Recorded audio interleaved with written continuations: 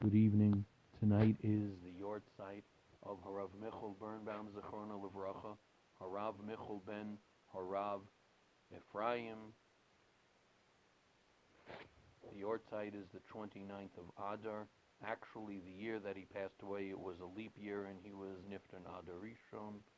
But 29th of Adar is the day that it is observed in regular years. There may be many among those who see this video, those who knew the Mashgiach, Rav Michal, better than I did. Perhaps some of these individuals may have even known him for longer periods than I have. Nevertheless, I feel it incumbent upon myself to share with the world of Mesivta Tiferes Yushalayim and beyond my personal reflections of this very special Yid that we were privileged to have among us for many years. I was a bacher in the yeshiva in the 1980s and in the early 90s, and then I was there again sometime later, already married and in the kollel. And one major difference was the mashgiach's absence. As my second time there, the mashgiach had already wasn't coming around to the yeshiva so much, and the position of mashgiach had already been given over to Harav Chaim Gansweig Shlita. I had a very special relationship with Rav Michal.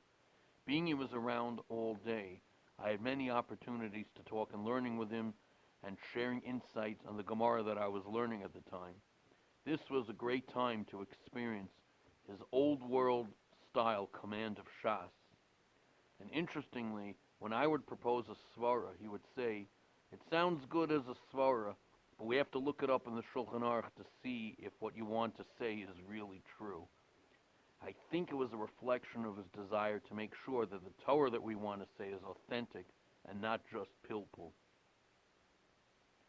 It was part of his devotion to Amito Shal Torah and not just intellectual pilpul. Despite the fact that I am not conversant in Yiddish, I understood him very well. We communicated in Sefer Hebrew. Also, he was one Yiddish speaker that I could understand. Perhaps I got used to his style of giving shmuzim over the years, and the fact that he used so many quotations from the Gemara and other Sfarim, I was able to get what he was saying without knowing the meaning of every word in Yiddish. Perhaps that helped a lot. I'll certainly never forget his divrei chizik that he gave us during the Gulf War. He quoted the pasuk Anochi al Chome Hashem Anochi Eredim Chom Mitzrayim Anochi al Gam Olo. Hashem promises Yaakov that he'll be with him when he goes down to Mitzrayim, and he will be with him when he comes up. Every step is part of Hashem's Ashgacha Pratis, and we saw miracles within miracles, just as in the Yitzias Mitzrayim. When we were leaving our first Golus, there were miracles within miracles. Chazal tell us, so it will be in our final exile. What we simply have to do is daven that we're able to see this clearly, and that we'll merit to be part of this redemption.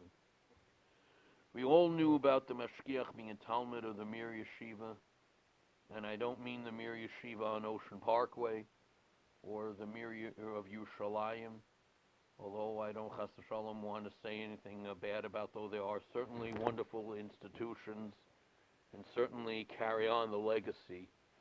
But I'm talking about the original Mir Yeshiva in Europe, and he was among those who went to Shanghai with the rest of the yeshiva, as the yeshiva was able to save itself during the war in Shanghai, and then came back to America, and sometime thereafter became the Mashgiach Mesivta Tiferes Yushalayim, where he remained for 50 years.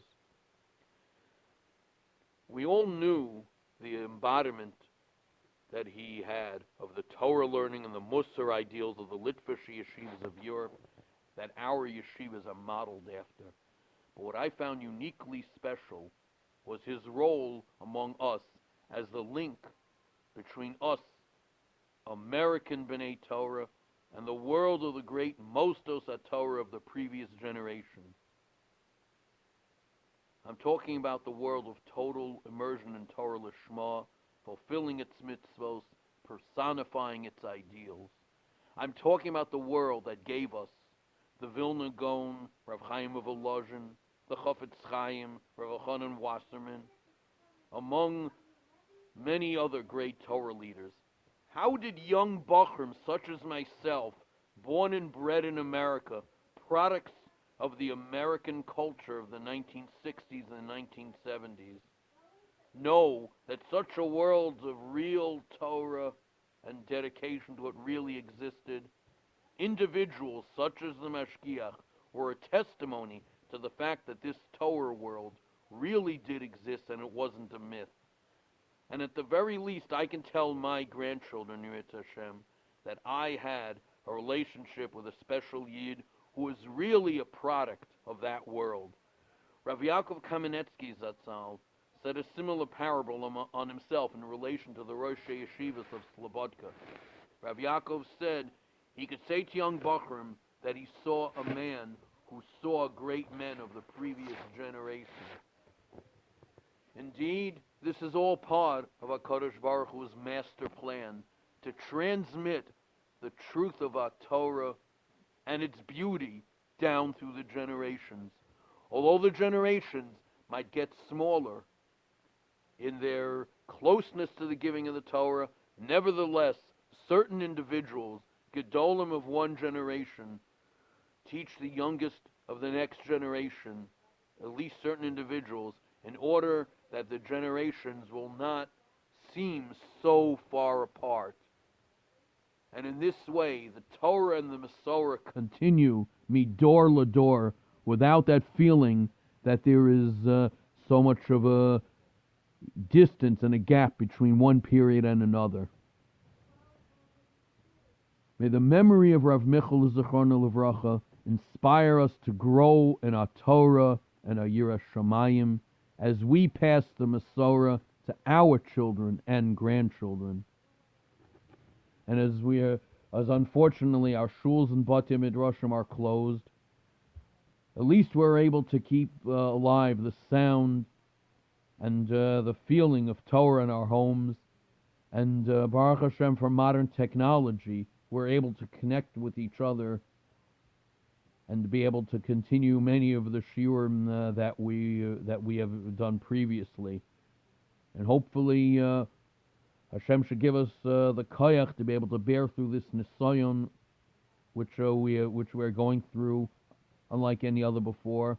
Though we may not be able to go to our shuls and Batei Midrashim, we should still try to get as much chizuk as we can from the Torah learning that we are able to do, and from whatever connections we can make through Torah learning between us during our usage of modern technologies. We're creating some type of virtual togetherness. Hopefully in merit of all our Torah learning that we're doing, and in merit of trying to observe everything bein Adam Lachavero and fulfill the Musar ideals that we were taught in the way that we're able to now. Hopefully HaKadosh Baruch Hu will send us a Yeshua, and this should only be the final Nisayon that we have in Chevlei Mashiach, and we should all be Zaychev the Geula Shleima B'mheira V'yameinu. Amen.